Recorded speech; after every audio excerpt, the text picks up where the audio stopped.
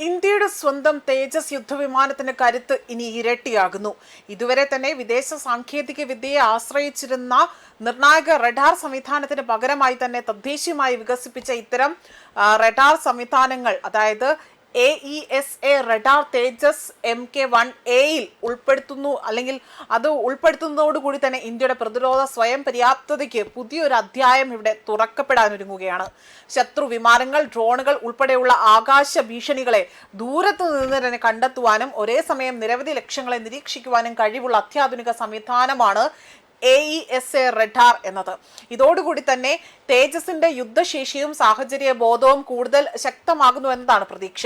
ഇതുവരെ തേജസുമായി ബന്ധപ്പെട്ട് ഇസ്രായേൽ നിർമ്മിത റഡാർ സംവിധാനങ്ങളെ ആശ്രയിച്ചിരുന്ന ഇന്ത്യക്ക് സ്വന്തം റഡാർ എത്തുന്നതോടുകൂടി തന്നെ ഏറ്റവും വലിയൊരു നേട്ടം സാങ്കേതിക നിയന്ത്രണം ഇന്ത്യയുടെ കൈകളിലേക്കാക്കുക എന്നതാണ്.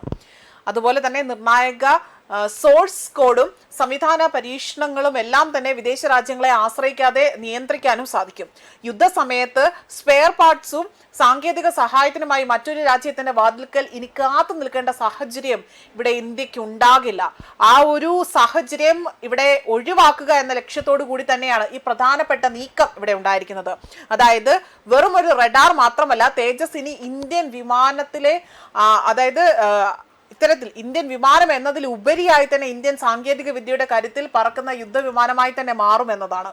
വിദേശ റഡാറുകളുടെ സോഫ്റ്റ്വെയർ അവരുടെ നിയന്ത്രണത്തിലാകും. അതിന് അറ്റകുറ്റപ്പണികൾ ഉണ്ടെങ്കിൽ വിദേശ കമ്പനികളെ ആശ്രയിക്കേണ്ടി വരുന്ന സാഹചര്യമുണ്ട്.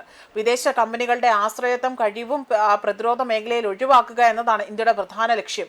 അതേസമയം ഇന്ത്യയുടെ പൊതുമേഖലാ സ്ഥാപനങ്ങളെ മാത്രം ആശ്രയിക്കാതെ സ്വകാര്യ കമ്പനികളെയും പ്രതിരോധ ഉപകരണങ്ങളുടെയും എല്ലാം തന്നെ ആയുധങ്ങളുടെയും എല്ലാം നിർമ്മാണം ഏകോപനം ഇവിടെ ഒരുമിച്ച് കൊണ്ടുവരാനാണ് മോദി സർക്കാർ തീരുമാനിച്ചിരിക്കുന്നത്. ഇതിന്റെ ഭാഗമായിട്ടാണ് കേന്ദ്ര പ്രതിരോധ ഗവേഷണ കേന്ദ്രമായ DRDOയും ഇലക്ട്രോണിക് ആൻഡ് റഡാർ ഡെവലപ്മെന്റ് എക്സ്റ്റാബ്ലിഷ്മെന്റും അവിടെ ചേർന്നുകൊണ്ട് തന്നെ രൂപകൽപ്പന ചെയ്ത ഇത്തരം റഡാറിന്റെ നിർമ്മാണ ചുമതല സ്വകാര്യ കമ്പനിയായ ബംഗളൂരുവിലെ ഒരു കമ്പനിയെ ഏൽപ്പിച്ചിരിക്കുന്നത്. അതേപോലെ തന്നെ ഇതുകൊണ്ട് തന്നെ ഈ ഒരു റഡാർ സിസ്റ്റം കൊണ്ട് തന്നെ കൂടുതൽ വികസനങ്ങൾ അവിടെ ഉണ്ടാകുമെന്നതാണ്. മാത്രമല്ല, ശത്രുക്കളെ അതിവേഗം കണ്ടെത്തിക്കൊണ്ട് ഒരു യുദ്ധമുണ്ടാകുന്ന സമയത്ത് വളരെയധികം വേഗത്തിൽ ശത്രുക്കളെ കണ്ടെത്തി ഇല്ലാതാക്കാനും ഉന്മൂലനം ചെയ്യാനും ഇതിലൂടെ തന്നെ സാധിക്കും.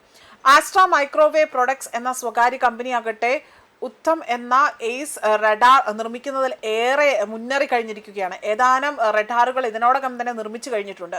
2027 സെപ്റ്റംബറോടുകൂടി തന്നെ കമ്പനിയാകട്ടെ 12 എയ്സ് റഡാറുകൾ നിർമ്മിക്കുമെന്നതാണ് പറയുന്നത്. വൈകാതെ തന്നെ വർഷം തോറും 12 ഉത്തം എയ്സ് റഡാറുകൾ നിർമ്മിക്കാൻ കമ്പനി പദ്ധതി ഇട്ടിരിക്കുകയാണ്. 5 വർഷത്തിനകം തന്നെ കേന്ദ്ര പ്രതിരോധ മന്ത്രാലയം ആവശ്യപ്പെട്ട 122 റഡാറുകൾക്കുള്ള ഓർഡർ ഇപ്പോൾ തന്നെ പൂർത്തിയാക്കും.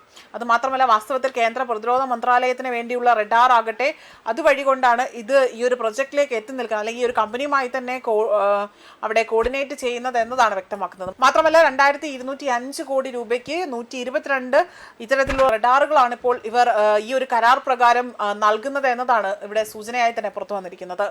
ന്യൂസ് ഡെസ്ക് കർമ്മ ന്യൂസ്.